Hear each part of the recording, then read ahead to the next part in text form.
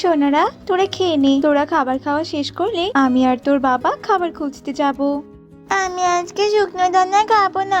রোজ রোজ শুকনো দানা খেতে আমার একটুও ভালো লাগে না। এই শুকনো দানা খেতে খেতে আমাদের পেটে সব নাড়ি ভুঁড়ি একদম শুকিয়ে গেছে। আজকে আমরা মিষ্টি মিষ্টি ফল খাবো। মিষ্টি ফল না দিলে আজকে আমরা না খেয়েই থাকবো। জেদ করে না রে লক্ষ্মীমা, তোরা খেয়ে নে। আমি তোদের কথা দিচ্ছি, যে করেই হোক আমি তোদেরকে মিষ্টি ফল এনে খাওয়াবো। না মানে না, মিষ্টি ফল ছাড়া আজকে আমি কিচ্ছুতেই খাবো না। টুনি, তুমি বরং বাড়িতেই থাকো, আজ আর তোমাকে বনে যেতে হবে না গো। আমি বরং মিষ্টি ফল নিয়েই বাড়িতে ফিরবো। সাবধানে যেয়ে গো টোনা, বনে কিন্তু ঈগল প্রবেশ করেছে। এরপর টোনা বেরিয়ে পড়ে। বেশ কিছুক্ষণ সময় কেটে যায়। সন্ধ্যার দিকে টুকি টুনিকে বলতে থাকে, মা, ও মা, রাত তো হতেই চললো, তবুও বাবা কেন আসছে না? মা, আমাদের তো অনেক ক্ষুধা লেগেছে। মা, ও মা, কিছু বলছো না কেন? বলো না, বাবা কি আজকে আর আসবে না? এবার যে আমার বাবার জন্য খুব চিন্তা হচ্ছে মা। এবার যে আমারও চিন্তা হচ্ছে। টোনা তো এত দেরি করার মতো পাখি নয়। তোরা থাক, আমি একটু আসছি। শোন, তোরা কিন্তু ঘরের বাইরে বের হবি না, ঠিক আছে? টোনা, টোনা, কোথায় তুমি টোনা? হে সৃষ্টিকর্তা, তুমি আমার টোনাকে ভালো রেখো। টুনি উঠতে উঠতে কিছুটা দূরে একটা গাছের মগ ডালে টোনার রক্ত আর পাখা দেখতে পায়। কি এসব আমি কি দেখছি? টোনা, আমি একদম বিশ্বাস করি না। টোনা, তুমি আমাদের কাছে ফিরে এসো। সৃষ্টিকর্তা, তুমি এটা আমার সঙ্গে কি করলে? কেন কেন আমার স্বামীকে আমার কাছ থেকে কেড়ে নিলে বলো তো? টুনি অনেক কান্নাকাটি করে। ঠিক তখনই সেখানে ঈগল চলে আসে। আমি তো জানতামই এই টোনাকে খুঁজতে কেউ না কেউ ঠিক আসবে। এই টোনাকে খেয়ে যে আমার পেটই ভরেনি, তাই তো আমি এখানেই লুকিয়েছিলাম। এবার তো আমি তোকেই খাবো। দয়া করো ঈগল দাদা, তুমি আমাকে ছেড়ে দাও। বাড়িতে যে আমার ছোট ছোট দুটি ছানা আছে, ওরা যে এতিম হয়ে যাবে। তুমি এমন অন্যায় করো না, তোমার পায়ে পড়ি। আমার পায়ে পড়ে কোনো লাভ নেই, বুঝেছিস তো? আর আমার মনে কোনো দয়া মায়াও নেই। আমি যখন বলেছি আমি তোকে খাবো, তখন আমি তোকে খাবোই। আয়, আমার কাছে আয়। না না দাদা, এমনটা করো না, করো না। আহ! ঈগল টুনির ওপর আক্রমণ করে আর টুনিকে খেয়ে ফেলে। অন্যদিকে টুকি আর টিং টিং অনেক কাঁদতে থাকে। একে একে মা বাবা দুজনে এখনো আসছে না কেন? আমার যে খুব ভয় করছে। মা বাবার আবার কোনো বিপদ হলো না তো? টিং টিং বোন, তুই বাড়িতেই থাক, আমি একটু বিউটি মাসির বাড়ি থেকে আসছি। দিদি, এই দিদি, আমি উঠতে পারি না বলে তুই আমাকে একা রেখে যাবে? যাস না রে দিদি, আমার যে খুব ভয় করছে। আমাকে রেখে তুই যাস না দিদি। আচ্ছা আচ্ছা, ঠিক আছে, যাবো না, আমরা অপেক্ষা করবো এখানে। টুকি আর টিং টিং অপেক্ষাই করতে থাকে, কিন্তু তাদের বাবা মা যে আর কোনোদিনও ফিরে আসবে না। ওরা দুই বোন এক পর্যায়ে ঘুমিয়ে পড়ে। এভাবেই সকাল হয়ে যায়। আর সকাল হতেই কবুতর সেখানে আসে। শোন, আমি তোদেরকে একটা খবর দিতে এলাম। তোদের বাবা আর মা দুজনকেই ঈগল খেয়ে নিয়েছে। ওরা যে আর বেঁচে নেই রে। না, এসব হতে পারে না। বাবা মা, তোমরা আমাদের ছেড়ে কেন চলে গেলে? এবারে আমরা কি নিয়ে থাকবো? আমরা যদি আজকে জেদ না করতাম দিদি, তাহলে কিন্তু বাবা মা ঠিকই বেঁচে থাকতো। কেন যে আমরা ফল খাওয়ার জন্য জিদ করতে গেলাম? সৃষ্টিকর্তা, সৃষ্টিকর্তা আমাদের কেন এত বড় শাস্তি দিল দিদি? এভাবেই দুদিন কেটে যায়। টুকি টিং টিংকে জড়িয়ে ধরে মনে মনে বলতে থাকে, বাবা মা তো নেই, আর আমি তো টিং টিং এর বড়। আজ থেকে টিং টিং এর দায়িত্ব আমার। অন্যের বাড়িতে কাজ করে হলেও আমি তোকে বড় করে তুলবো বোন। এই দিদি, তুই আবার এমন করে কি ভাবছিস রে? কিছু না রে বোন, তুই ঘরেই থাকবি। আর শোন, ঘর থেকে তুই একদম বাইরে বের হবি না কিন্তু। আর আমি বনে কাজ খুঁজতে যাচ্ছি রে। দিদি, আমিও তোর সঙ্গে যাবো রে। না না, তুই আমার সঙ্গে যাস না, কারণ তুই ঠিক মতো উঠতে পারিস না। আমি খুব তাড়াতাড়ি চলে আসবো বোন। তাছাড়া কাজ না খুঁজলে আর কাজ না করলে যে আমরা না খেতে পেয়ে মরে যাবো। এরপর টুকি বাড়ি থেকে বেরিয়ে কণিকার বাড়িতে যায়।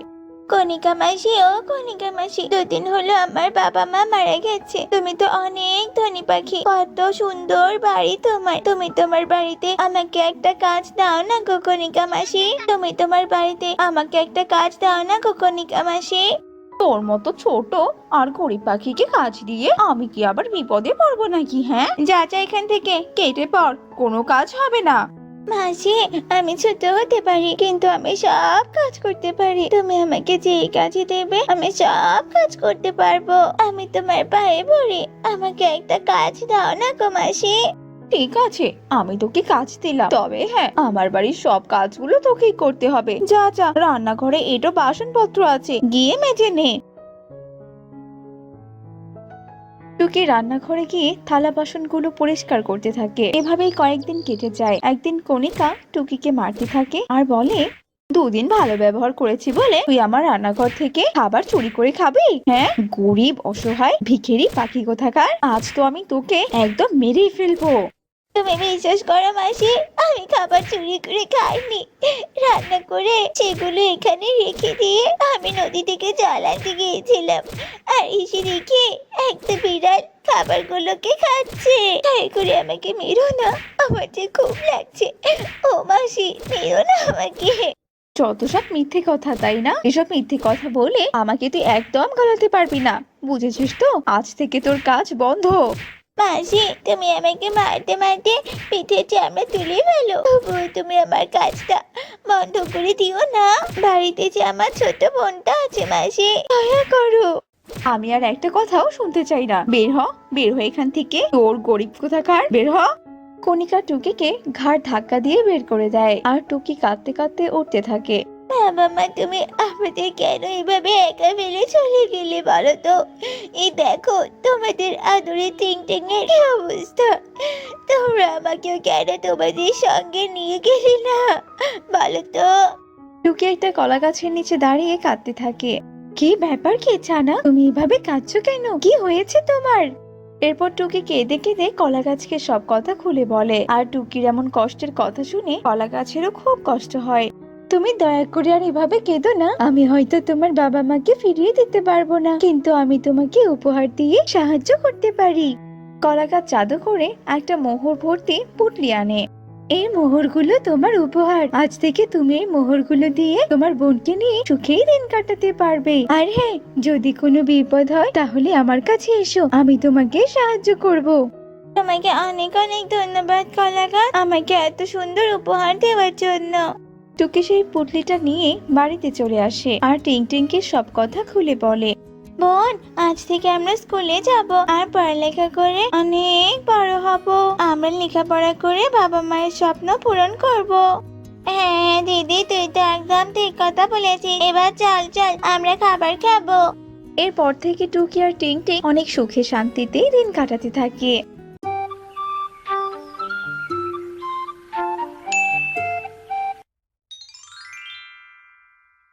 মা, ও মা, আমি খেলতে যাচ্ছি বড় বট গাছের নিচে কনকের সাথে। টুকি মা, এই ভর দুপুরে বাইরে যাওয়ার কোনো দরকার নেই। আর তুই তো সবেমাত্র স্কুল থেকে বাড়িতে আসলি, এখন বরং একটু বিশ্রাম নে সোনা। না না মা, ওইদিকে যে কনক আমার জন্য অপেক্ষা করছে। তুমি থাকো, আমি আসলাম। সাবধানে থাকিস, দুজনে আবার মারামারি করিস না। আর হ্যাঁ, তাড়াতাড়ি করে ফিরে আসিস, বলে দিলাম। অন্যদিকে কনক বটগাছের নিচে দাঁড়িয়ে বলতে থাকে, এই টুকিটা এখনো আসছে না কেন? সে কখন থেকে আমি অপেক্ষা করছি। এই টুকি, এই এখন কি না তোর আসার সময় হলো? আমি সেই কখন থেকে তোর জন্য অপেক্ষা করছি। আমি জানি রে কনক, আসলে মা তো খেলতে আসতে দিতেই চাইছিল না, আমি জোর করে এসেছি। হ্যাঁ রে কনক, চল আজকে আমরা নদীর পাড়ে যাব, আর নদীর পাড়ে আমরা সৌন্দর্য উপভোগ করব। আচ্ছা আচ্ছা ঠিক আছে, চল তবে।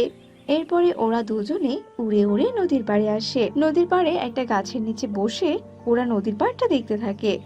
এভাবে বসে থাকতে আর ভালো লাগছে না।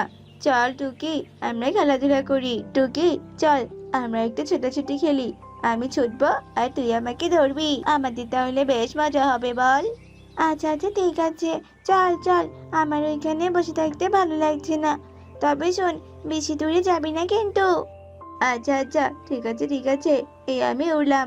এবার তুই আমাকে ধর দেখি কেমন পারিস, আমিও দেখি তুই আমার থেকে বেশি উঠতে পারিস নাকি কম উঠতে পারিস। কনক উঠতে থাকে আর টুকি তার পিছু পিছু উঠতে থাকে। পারে না, পারে না, আমাকে ধরতে পারে না। কি মজা কি মজা, ইয়ে! আমি তো তোকে ধরবই কনক। ওরা খেলার ছলে উড়তে উড়তে বনের গভীরে প্রবেশ করতে থাকে। কনক, আমি আর পারবো না রে, এবার তো দাঁড়া, আমার পাখা যে বড্ড ব্যথা করছে।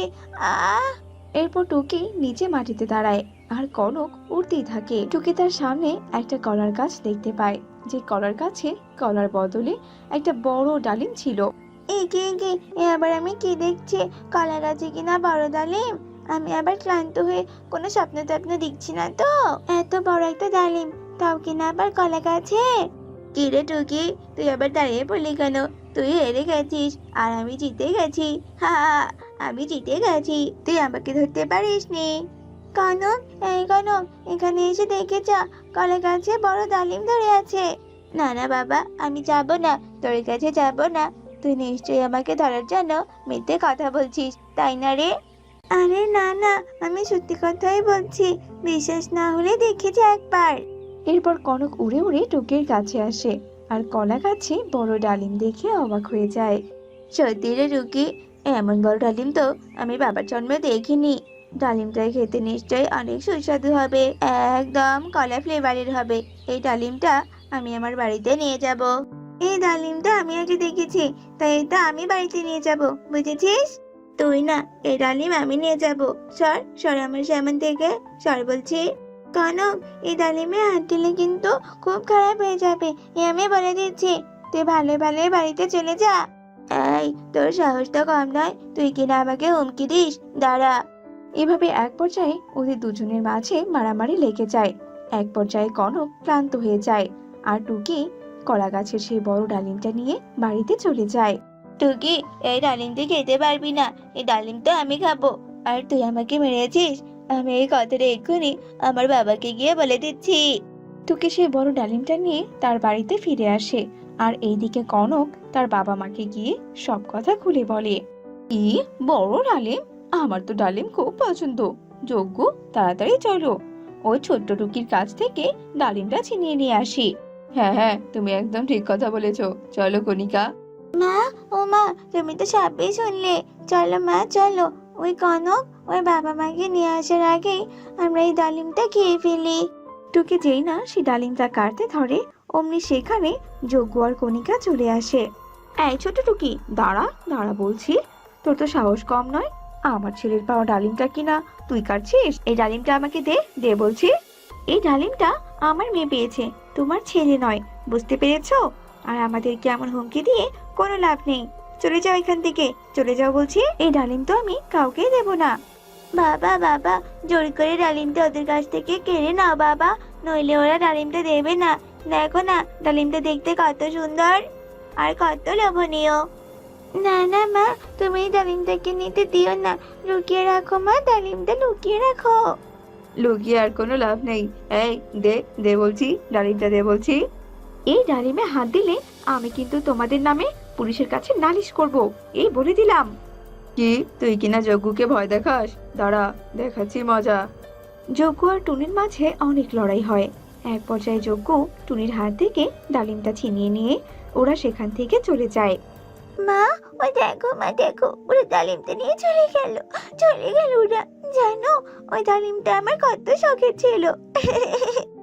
কাঁদিস না মা, কাঁদিস না, শান্ত হ। ওই ডালিমের জন্য যে এক্ষুনি যজ্ঞ আমাকে মেরে ফেলতো। আমি তোকে কাল বাজার থেকে ডালিম এনে দেবো মা। এরপর টুকি কান্না থামায়। অন্যদিকে একটা ডাইনি কলা গাছের সামনে এসে বলতে থাকে, এ কি দেখছি? এটা তো কিছুতেই হতে পারে না। আমার প্রাণ ভোমরা ডালিমটা কে নিল এখান থেকে? না না, আর দেরি করা যাবে না, এক্ষুনি আমাকে দেখতে হবে ওই ডালিমটা কোথায় আছে। এরপর ডাইনি চোখ বন্ধ করে আর কিছুক্ষণ পর চোখ খুলে বলে, আসছি, আমি আসছি আমার ডালিম নিতে। এসব বলে ডাইনি অদৃশ্য হয়ে যায়। অন্যদিকে কনক বলতে থাকে, বাবা, তুমি তো একদম বীরের মতো কাজ করলে বাবা, তোমার শক্তি দেখে আমি একদম অবাক হয়ে গেছি। মা, ও মা, তুমি দয়া করে এবার ডালিমটা গিয়ে কেটে নিয়ে এসো।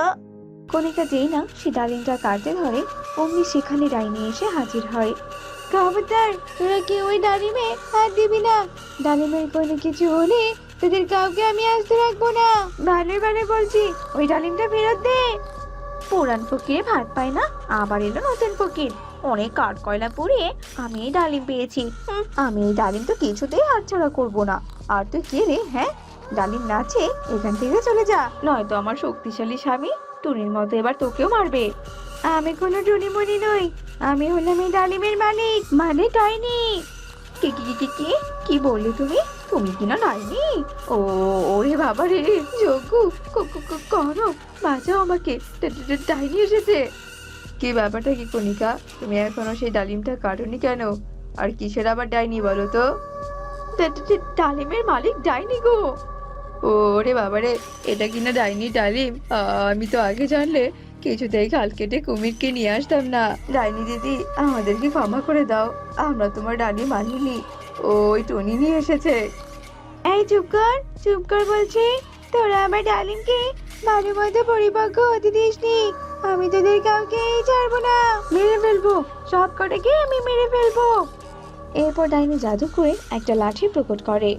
সে লাঠিটা ওদেরকে অনেক মারতে শুরু করে। মার খেয়ে ওরা সবাই আহত হয়ে যায়। ডাইনি তো তার ডালিম নিয়ে সেখান থেকে চলে যায়। অন্যদিকে টুনি তার মেয়ের জন্য বাজার থেকে ডালিম কিনে নিয়ে আসে। এতে করে ছোট্ট টুকি অনেক খুশি হয়ে যায়।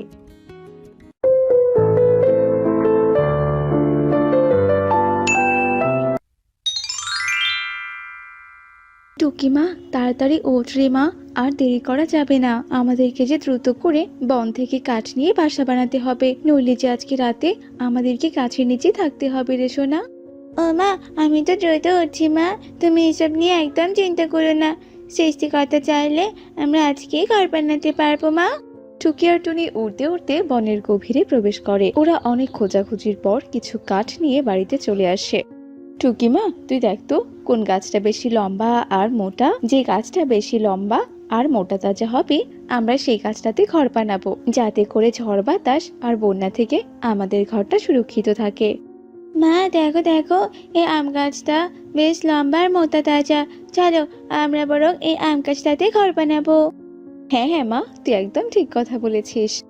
আম গাছের পাশে ছিল জকু কাকের বাড়ি। টুকি আর টুনি ঘর বানানোর কাজে লেগে পড়ে। দূর থেকে কণিকা ওদেরকে দেখে বলে, কি ব্যাপার, ওই টুনি কিনা আম গাছে ঘর বানাচ্ছে?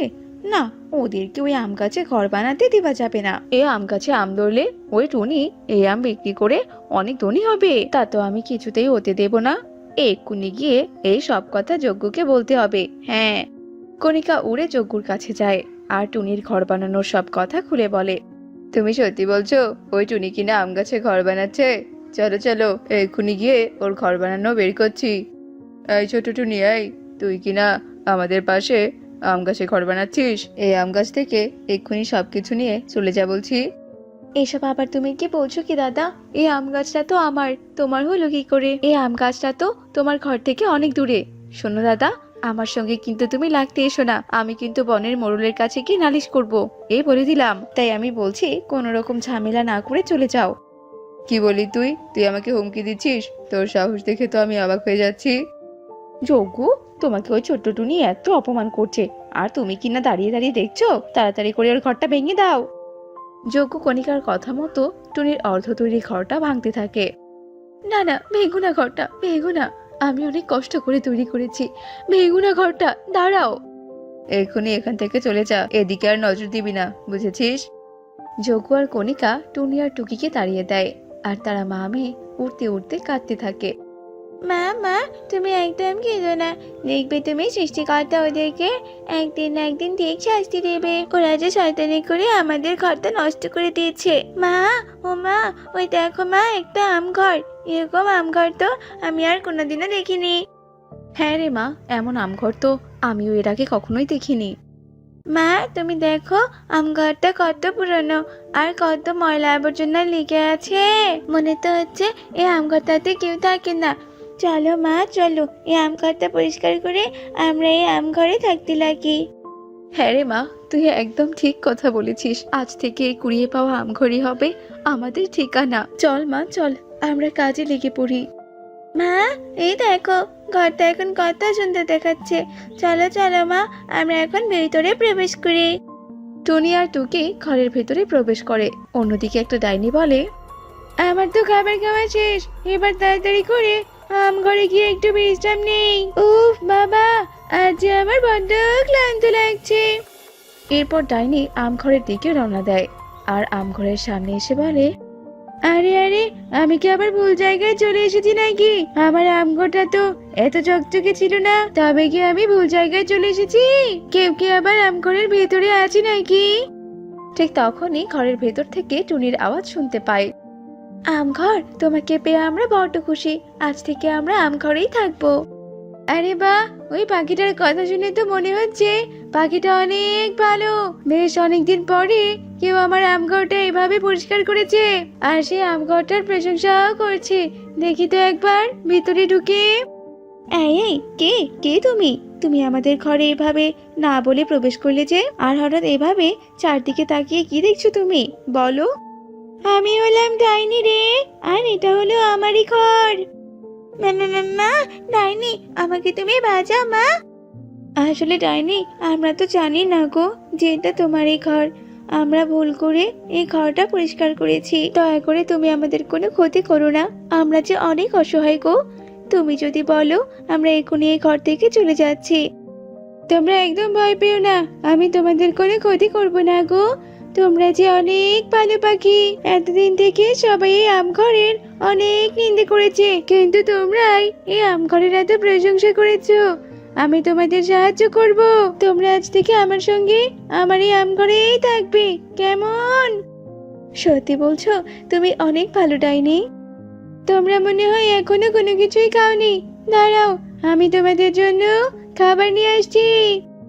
এরপর ডাইনি ঘর থেকে উধাও হয়ে নিমিষের মধ্যে তাদের দুই মা মেয়েকে খাবার এনে দেয়। এভাবেই টুনি আর টুকি ডাইনির সাথে খুব ভালোভাবে আমঘরে থাকতে লাগে। একদিন যজ্ঞ আর কণিকা আমঘরের সামনে আসে। যজ্ঞ, তুমি দেখেছো সামনে একটা আমঘর? চলো তো সামনে গিয়ে দেখি এই আমঘরটা কার, আর কে বা আমের মতো হুবহু একটা ঘর তৈরি করেছে। এরপর কণিকা আর যজ্ঞ আমঘরের সামনে আসে আর আমঘরের ভেতরে টুনিকে দেখে বলতে থাকে, আরে আরে টুনি, তুই কিনা এই ঘরে? তুই এই আমঘরটা কি করে বানিয়েছিস? বল বল আমাকে। আরে আরে দাদা, তোমরা এখানে? এই ঘরটা তো আমি বানাইনি, এই ঘরটা তো আমি কুড়িয়ে পেয়েছি। তাছাড়া তোমরা এখানে কি করছো? তোমরা কি আবারও এখানে আমার ঘরটা দখল করতে এসেছো? আমি তো সবটা এবার বুঝতে পারছি। চলে যাও এখান থেকে, চলে যাও বলছি। আমি তোমাদের মতো এমন পাখির সঙ্গে কোনো কথা বলবো না। টুনি আমঘরের দরজা লাগিয়ে দেয়। এরপর যজ্ঞ আর কণিকা উঠতে উঠতে বাড়িতে আসে। যজ্ঞ, ওই আমঘরটা যে আমার অনেক পছন্দ হয়েছে। ওই বদমাস টুনির কাছ থেকে আমঘরটা ছিনিয়ে নেওয়ার একটা ব্যবস্থা করো। কোনো কিছু করতে হবে না, কাল সকালবেলা ওই আমঘরে গিয়ে টুনিকে মেরে ওই ঘর থেকে বের করতে পারলেই হয়ে যাবে। এখন অত চিন্তা করো না তো, চলো আমরা গিয়ে ঘুমিয়ে পড়ি। এরপর তারা দুজন ঘুমিয়ে পড়ে। পরের দিন সকালবেলা যজ্ঞ আর কণিকা টুনির আমঘরের সামনে আসে। এই ছোট্ট টুনি, এই আমঘরটা আমরা কয়েক বছর আগে হারিয়ে ফেলেছিলাম। এই ঘরটা আমাদের। তুই এখান থেকে চলে যা, চলে যা বলছি, নয়তো কিন্তু তোর কপালে শনি আছে, এই বলে দিলাম। আমি ঠিকই জানতাম তোমরা আবারও আমার ঘরটা দখল করতে আসবে। তখন তোমরা বেঁচে গিয়েছো, কিন্তু আজ আর তোমরা বাঁচতে পারবে না, বুঝতে পেরেছো? কারণ এখন তোমাদেরকে শাস্তি দেওয়ার জন্য ডাইনি আছে। ডাইনির হাতের মার না খেতে চাইলে এক্ষুনি এখান থেকে চলে যাও। কি, ডাইনি আছে বুঝি? ওরে বাবা যজ্ঞ, ভয়ে যে আমি মরে যাচ্ছি। এই ছোট্ট টুনি, আমরা ওইসব ডাইনি টাইনি ভয় পাই না, বুঝতে পেরেছিস? এই যজ্ঞ শোনো, এই টুনি সহজে নড়বে না। একে বরং তুমি ঘাড় ধাক্কা দিয়ে বাড়ি থেকে বের করে দাও। যজ্ঞ চেয়ে না টুনিকে ঘাড় ধাক্কা দিয়ে বের করতে চাপে, অমনি সেখানে ডাইনি আসে। ও, তোরা সেই অত্যাচারী তাই তো? এবার কিনা সরাসরি আমার ঘর দখল করতে এসেছিস? দাঁড়া, তোদেরকে দেখাচ্ছি মজা। ডাইনি যজ্ঞ আর কণিকার গলা ধরে দূরে ছুঁড়ে মারে। এরপর ওরা ভয়ে পালিয়ে যায়। আর টুনি ওই আমঘরে সুখে শান্তিতে ডাইনির সাথে বসবাস করতে থাকে। কুকু, মা কুকু, এই দেখ আমি তোর জন্য কি নিয়ে এসেছি। মা কুকু, এদিকে আয় মা। কি মা, তুমি কেন এভাবে চিৎকার করছো? আমার জন্য কিছু নিয়ে এসেছো? দাও না দেখি, আমার জন্য কি এনেছো। এই দেখ মা, আমি তোর জন্য কতগুলো খেলনা আর খাবার নিয়ে এসেছি। একেবারে তোর পছন্দের খাবার। তুই খুশি হসনি মা? আমি তো ভাবলাম তুই এসব দেখে খুশি হবি, কিন্তু না, তুই তো খুশি হসনি, বরং রেগে আছিস। যাই হোক মা, এসব না মা, তুমি আমাকে ভুল বুঝছো। আসলে আমি খেলতে যাচ্ছিলাম তো, তখন তুমি ডাকছিলে, তাই এভাবে বলেছি। যাই হোক মা, তুমি এসব রেখে দাও, আমি পরে এসে খাবো। আমার দেরি হয়েছে, আমি এবার খেলতে গেলাম মা। এসব কথা বলে কুক্কু খেলতে চলে যায়।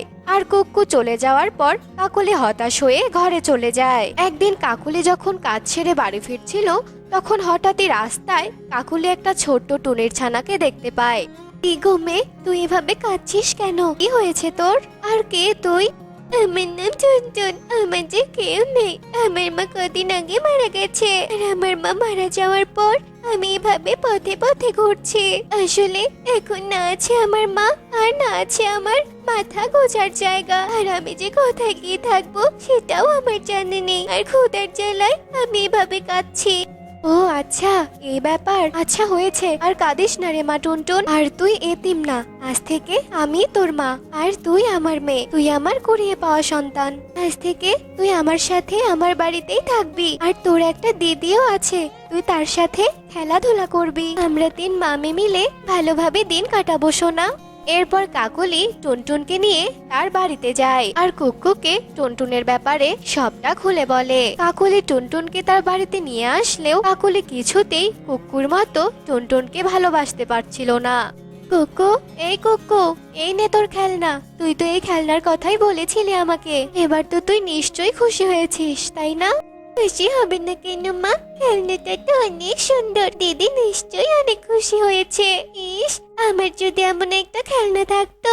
ও টুন, তোর বুঝি খেলনাটা অনেক পছন্দ হয়েছে? আসলে আমার কাছে কোনো টাকা ছিল না তো, তাই আর তোর জন্য আনতে পারিনি।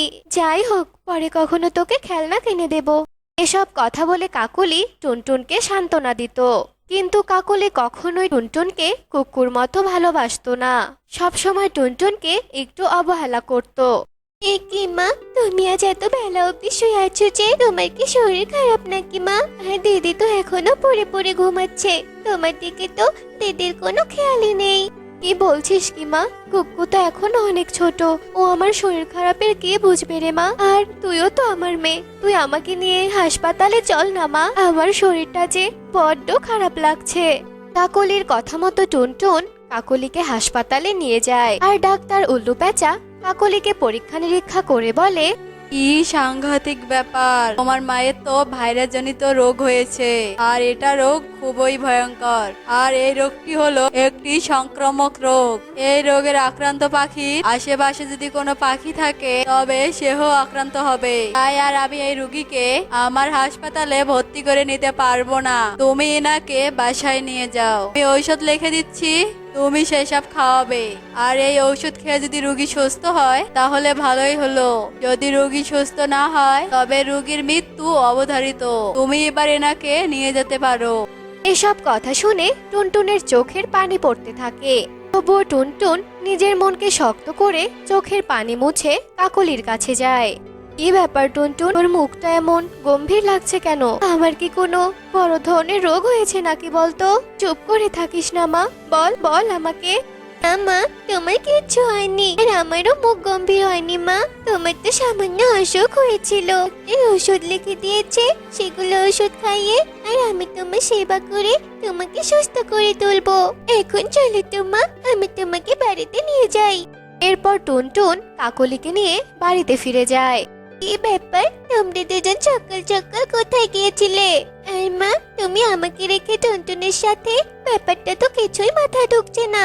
এসব তুই কি বলছিস রে মা? তুই কি আমাকে সন্দেহ করছিস নাকি? আসলে মা, আমি তো রাত থেকে অসুস্থ, তাই টুনটুন আমাকে ডাক্তারের কাছে নিয়ে গিয়েছিল। তুই তখন ঘুমাচ্ছিলি তো, তাই। হ্যাঁ গো দিদি, মা একদম ঠিক বলেছে।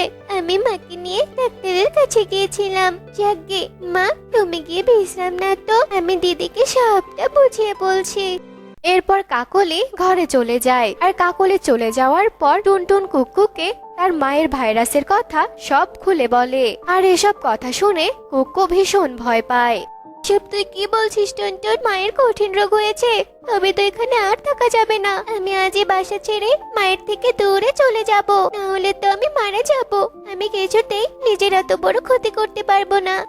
এ কথা বলে কুক্কু আর এক মুহূর্ত দেরি না করে নিজের ব্যাগপত্র গুছিয়ে চলে যায়। আর এসব দেখে কাকলি বলে, কি ব্যাপার কুক্কু, তুই ব্যাগ গুছিয়ে কোথায় যাচ্ছিস? আমি একটু অসুস্থ, তুই কোথায় আমার পাশে এসে বসবি? তা না, তুই ব্যাগপত্র নিয়ে কোথায় চললি রে মা? আমি বাসা ছেড়ে চলে যাচ্ছি মা, কারণ আমি তোমার সাথে থেকে মরতে চাই না। কারণ তোমার ভয়ঙ্কর ভাইরাস রোগ হয়েছে, তোমার পাশে যে থাকবে তারই এই রোগ হবে, আর এই রোগে মৃত্যু যে অনিবার্য। তাই আমি তোমার সাথে থেকে মরতে পারবো না। এসব কথা বলে কুক্কু চলে যায় আর কাকলি কাঁদতে শুরু করে দেয়।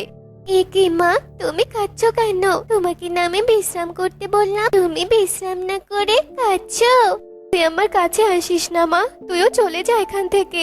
আমার যে ভাইরাস রোগ হয়েছে, তাই তো আমার কুক্কু নিজের প্রাণ বাঁচাতে বাড়ি ছেড়ে দিল, চলে গেল আমাকে ছেড়ে। তবে তুই কেন আছিস? তুইও চলে যা। নিজের মেয়ে যখন চলে গেল, তুই তো আমার কুড়িয়ে পাওয়া সন্তান, তুইও চলে যা মা। না মা, যাই হয়ে যাক না কেন আমি তোমাকে ছেড়ে যাব না। আর যাই হয়ে যাক না কেন মাকে এভাবে অসুস্থ রেখে আমি কখনোই যেতে পারবো না। আমি তোমাকে সুস্থ করেই তুলবো মা। এরপর থেকে টুনটুন কাকলির অনেক সেবা যত্ন করতে থাকে। টুনটুনের সেবা আর ডাক্তারের চিকিৎসায় কাকলি একেবারে সুস্থ হয়ে যায়।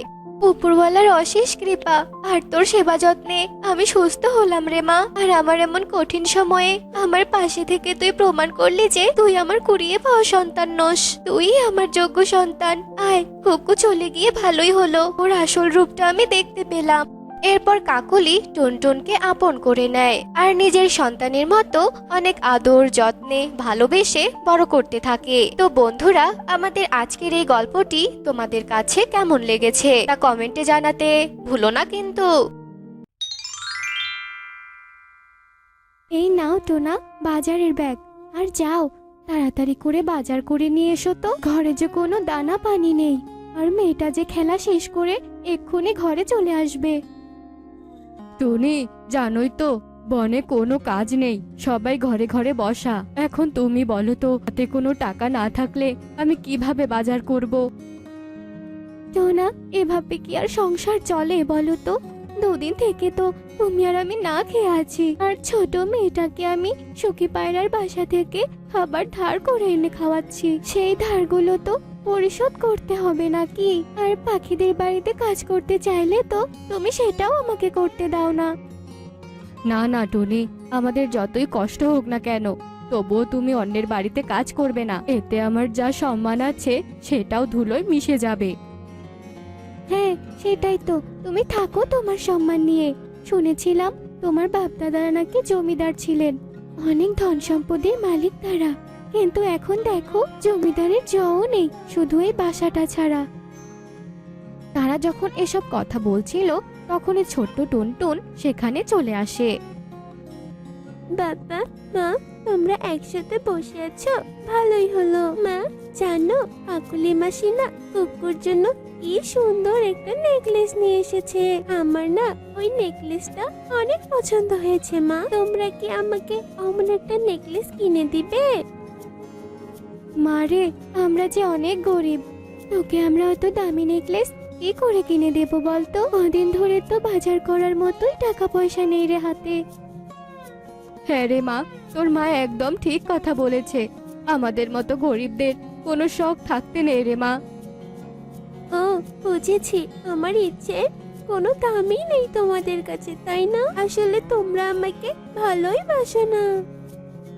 এ কথা বলে ছোট্ট টুনটুন কাঁদতে কাঁদতে বাইরে চলে যায়। আর মেয়ের এমন কান্না দেখে টোনা আর টুনি অনেক কষ্ট পায়, কিন্তু তাদের কিছুই করার ছিল না। এভাবেই টুনটুন সব সময় কিছু না কিছু চাইতো, আর না এনে দিলে কান্নাকাটি করত। বাবা, ও বাবা, আমাদের বনে কুয়োর পাশে যে বড় আম গাছটা আছে না, সেই গাছে বড় বড় আম ধরেছে। আমাকে তুমি সেই গাছের পাকা আম এনে খাওয়াবে? খাওয়াতেই হবে কিন্তু। আমি এখনই খাবো। আমার আম খেতে অনেক ভালো লাগে জানো বাবা। যাও বাবা, আমাকে আম এনে দাও না বাবা, ওই গাছের আম আমি খাবো।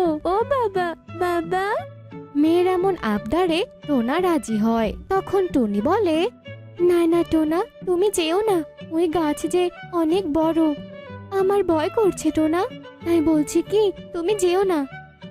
টুনি, তুমি এত ভেবো না তো, আমাদের মেয়ে আম খেতে চেয়েছে, সেই আম আবার আমাদের বাগানেই আছে। আমি আমার মেয়েকে আম এনে খাওয়াবো না, তা কি কখনো হয়? এমনিতেই মেয়েটাকে তো ভালো মন্দ খাওয়াতে পারি না। এরপর টুনি অনেক বাধা দিলেও টোনা কোনো কথা না শুনে তার মেয়ের জন্য কুয়ো পাড়ে যায় আম গাছের কাছে। ওই আম গাছের পাকা পাকা আমগুলো পাড়তেই টোনা ধপাস করে কুয়োতে পড়ে যায়। আর সেই খবর জানতে পেরে টুনি আর টুনটুন সেখানে আসে। হে উপরওয়ালা, এখন কি হবে? আমি কতবার করে নিষেধ করলাম, কিন্তু সে যে আমার কোনো কথাই শুনলো না। জানিস, আজ তোর জন্যই এমন হয়েছে। মায়ের এমন কথা শুনে টুনটুন অনেক কষ্ট পায়, আর অনেক কান্নাকাটি করার পর মা মেয়ে মিলে বাড়িতে চলে যায়। অন্যদিকে টোনা কুয়োতে পড়ার সাথে সাথে এক অন্য জগতে চলে যায়। সেখানে যেতেই টোনা দেখে তার সামনে 3টি ফলের বাড়ি, একটি আমের, একটি কাঁঠালের আর অন্যটি লিচু বাড়ি।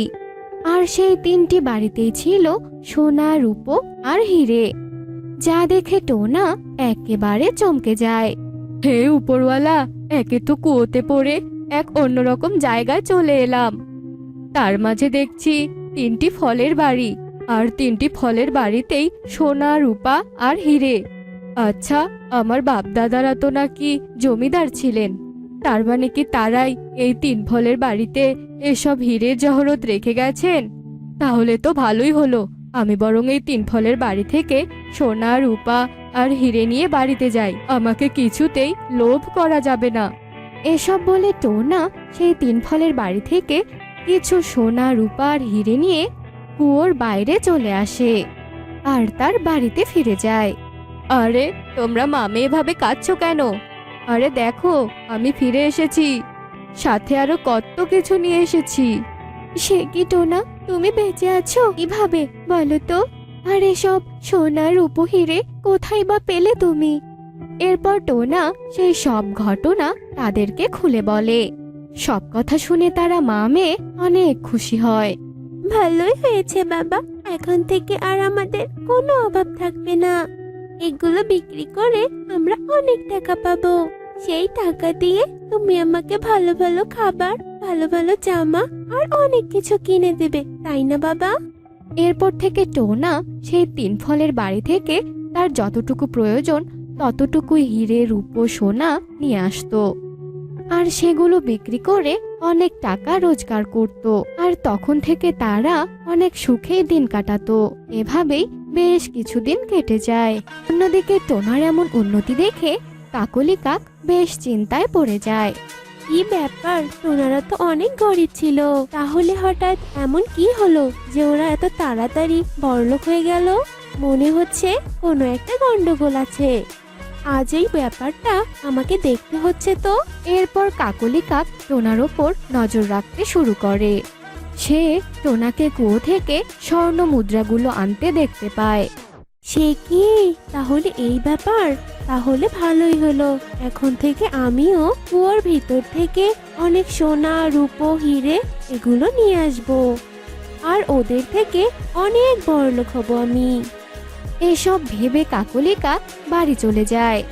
আর পরের দিন কাকলি কাক যেই না কুয়োতে থাকা মইটাতে পা দিয়েছে, অমনি তার পা পিছলে যায়। আর কাকলি কাক সেই কুয়োর ভেতরে পড়ে গিয়ে মাথায় প্রচন্ড আঘাত পায়। আর কিছুক্ষণ পরই টোনা কুয়োর কাছে এসে এসব দেখতে পায়।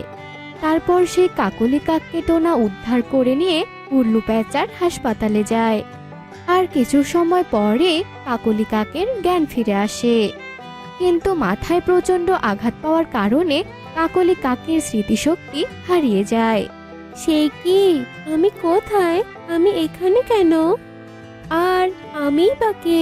আচ্ছা, তোমরাই বা কারা? কাকলির এসব কাণ্ড দেখে টোনা অনেক হাসতে থাকে। যাক, কাকলির স্মৃতিশক্তি চলে গিয়ে ভালোই হয়েছে। ও তো সবকিছু জেনেই গিয়েছিল, আর এখন যেহেতু ওর স্মৃতি নেই, সেহেতু ও নিজেই আর ওই কুয়োতে যাবে না। আর কাউকে এই ব্যাপারে বলতেও পারবে না। এরপর টোনা কাকলিকে তার বাড়িতে পৌঁছে দেয় আর খুশি মনে তার বাড়িতে ফিরে যায়। তো বন্ধুরা, আমাদের আজকের এই গল্পটি তোমাদের কাছে কেমন লেগেছে তা কমেন্টে জানাতে ভুলো না কিন্তু।